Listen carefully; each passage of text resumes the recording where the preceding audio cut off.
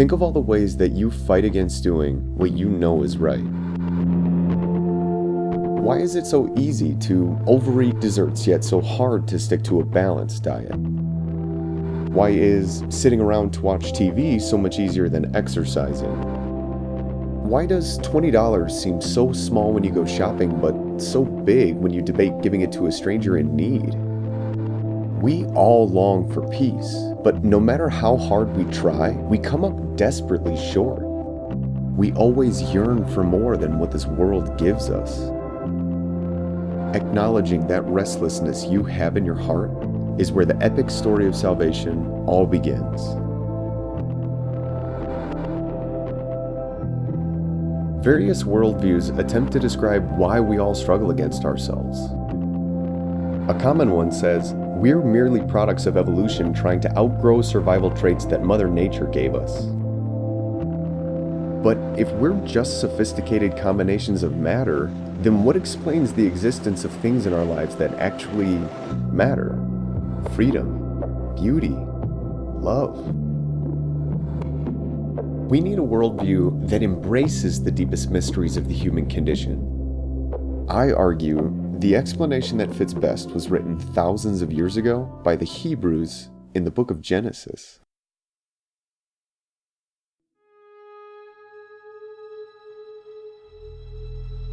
Many people think of the Genesis story as a childish tale of a perfect garden paradise with the exception of one rotten fruit tree.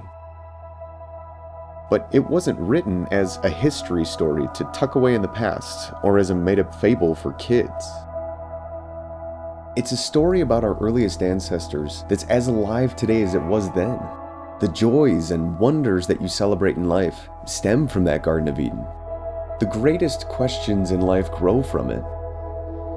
And all the sorrows we face in life find their roots there too.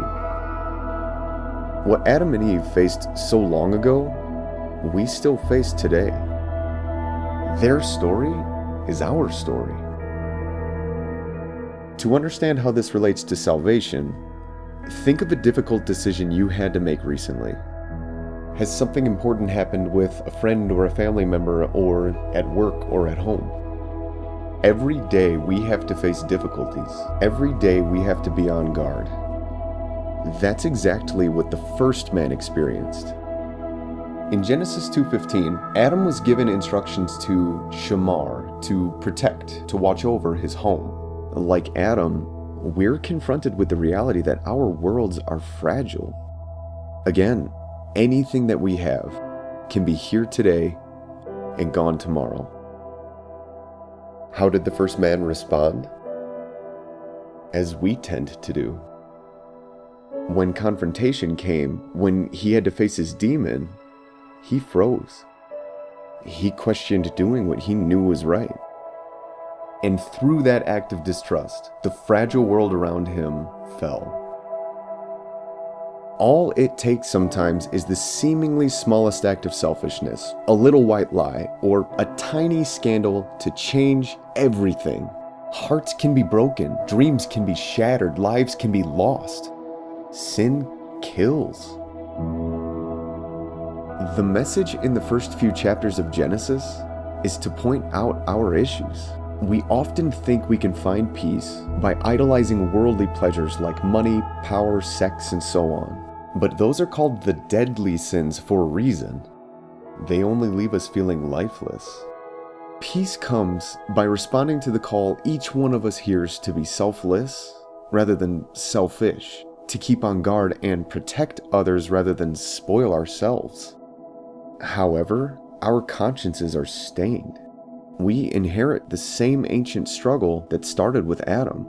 And now, no matter how courageous we may be, we will never obtain peace through our own efforts. There is hope, though.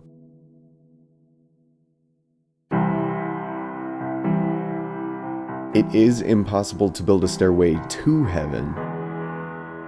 But what if heaven sent down a ladder? What if, since you'll never be able to reach up to God, He instead were to reach down to you? That's exactly where this incredible story of salvation continues. Join me in the next episode to hear how your restless heart can begin conquering its demons. This is the Hitchhiker to Heaven series. I'm here to give you a lift.